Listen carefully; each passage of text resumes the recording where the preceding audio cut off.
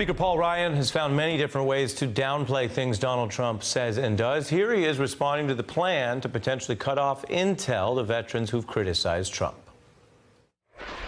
I think he's trolling people, honestly. This is something that's in the purview of the executive branch. I think some of these people have already lost their clearances. Some people keep their clearances. That's something that the executive branch deals with. It's not really in our purview. Yeah. The Banana Republic comments that some of your I think he's just trolling people. I'm joined by Christina Greer, a fellow at NYU's McSilver Institute, Howard Dean, former governor of Vermont and DNC chair, and the Atlantic's Natasha Bertrand.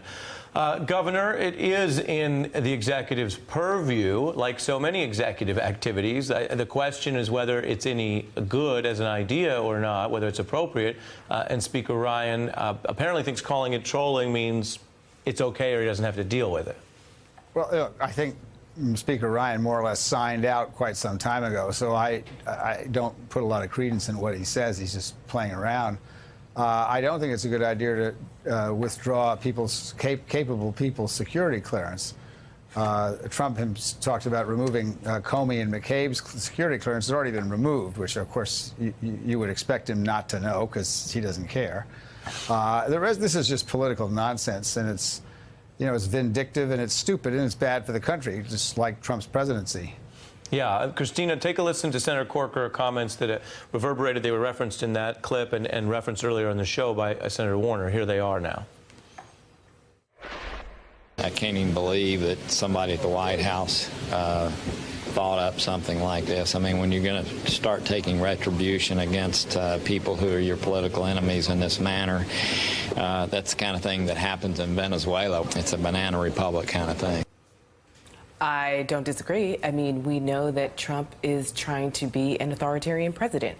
We've seen him ruin relationships with our allies. We see that he admires Duterte from the Philippines, Putin, Kim Jong-un. I mean, these are not people who are known to respect the media or their citizenry. So this is a president who likes lackeys and minions, and they've come to him with, listen, there's nothing more dangerous than an insecure man, okay? And so we should be very scared because our president is highly insecure. So people come to him every day and every evening before he starts his rage tweeting at night and before he wakes up in the morning and starts it at 6 a.m. And they say, well, here's another way that we can get back at the Democrats, or here's another way that we can get back at Obama or Hillary Clinton, because he still tweets about them on a regular basis. And so what is really dangerous, though, is that the Republican Party in Congress is not doing its job, as mandated by the framers in the Constitution, to serve as a check on a president who the institution of the presidency has slowly expanded over time since George Washington till Donald Trump. That's not Donald Trump's fault per se,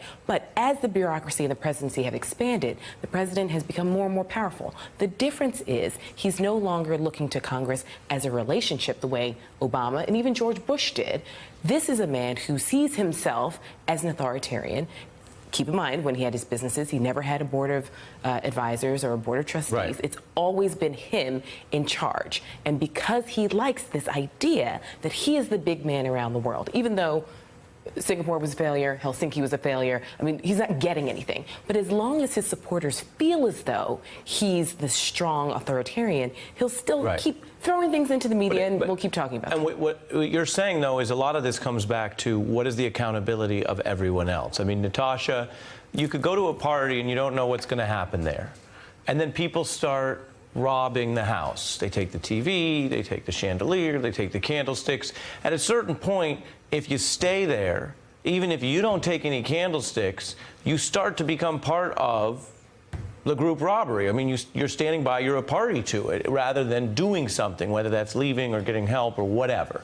And so you think about that, take a look at the Attorney General of the United States, not a political figure, not a candidate, the current Attorney General, all of this coming in the same week, the same mood. Here he was today.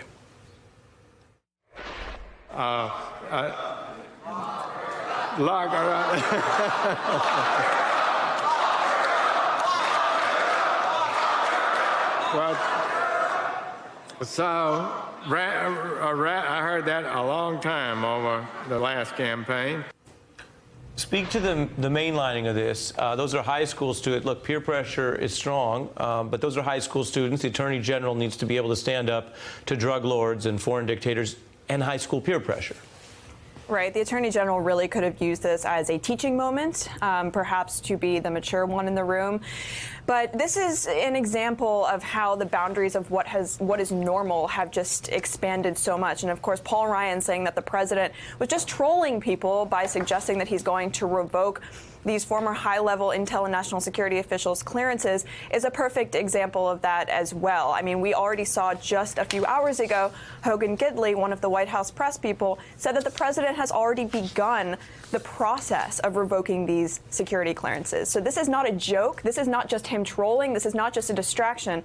And the slow process of desensitization to the president's outrageous behavior that is just so outside the norms of any previous past president has really eroded people's ability to distinguish between what is normal and what is just and what is fair and what isn't. And the idea that he would revoke their security clearances, the idea that the Attorney General would laugh and say that Hillary Clinton should be locked up along with these students, it's the perfect example of that. And of course, this is a tool that's going to be used now to allow the president to say, well, if I could revoke these people's security clearances, what else can I do? It's a slippery slope. And Paul Ryan saying that he's just trolling people, well, he's in for a wake-up call because the president is already looking at how to do this.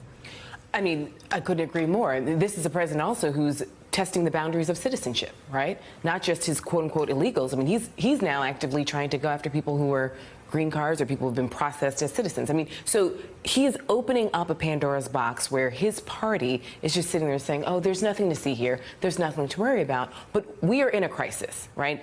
And I think the norms that we have become so accustomed to and have quite honestly taken for granted because we thought that they were part of an institutional structure. And they're not. And so Trump is actually exposing just how tenuous our democracy actually is. Because institutions are made of people. I mean, people are the ones who actually fundamentally control and lead and guide what this nation should be. And Howard Dean, take us inside the mind of a grizzled political veteran in Congress who's 60 or 70 or 75. If this is more or less your last chapter of career, maybe not of life, people live very long, but you know you're not at the beginning of your career, why do you think there is so much fear and such an inability of anyone who is an active Republican to deal at all with this? I think this is the tragedy for our country. What Trump has unmasked is not his own lunacy and his authoritarianism. Certainly, he's had that for a long time. What's been unmasked here is a failure of the country, especially the Republican Party, to stand up for America. It was correct, the statement that the framers tried to set up something that wasn't going to happen, but it relied on individuals to stand up for what they believed was right about America. The Republicans have uniformly refused to do that. This man needs to leave office.